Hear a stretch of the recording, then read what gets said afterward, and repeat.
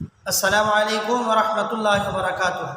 হযরত মুহাম্মদ সাল্লাল্লাহু আলাইহি সাল্লামের কবর খনন করেছিলেন হযরতে আবু তালহা আনসারী রাদিয়াল্লাহু তাআলা আনহু।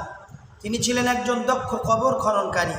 মদিনার আনসার সাহাবাদের মধ্যে থেকে তার খনন করা কবরটাও ছিল লাহাদ পদ্ধতিতে, যা হচ্ছে একপাশে কাটা গুহার মতো অংশ, যেখানে মৃতদেহ রাখা হয় এবং তারপর পাথর বা কাদামাটির টুকরো দিয়ে বন্ধ করে দেওয়া হয়।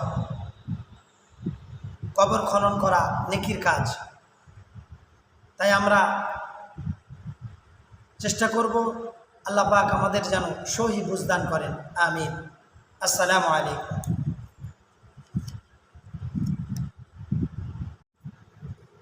আসসালামু আলাইকুম ওয়া রাহমাতুল্লাহি ওয়া বারাকাতুহু।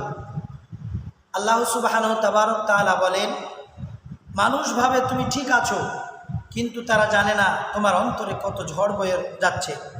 তুমি বাইরে হাসছো, অথচ হৃদয়ে প্রতিদিন ভেঙে পড়ছো।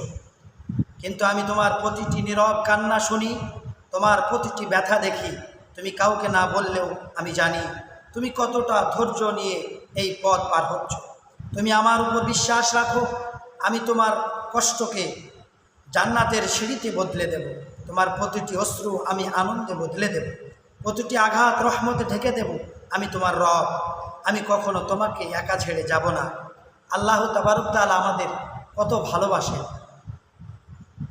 আল্লাহ তাবারক তাআলা তিনার শান এবং শওকাত দিয়ে আমাদের প্রতিটি জিনিস আল্লাহ তাবারক তাআলা বুঝতে পারেন।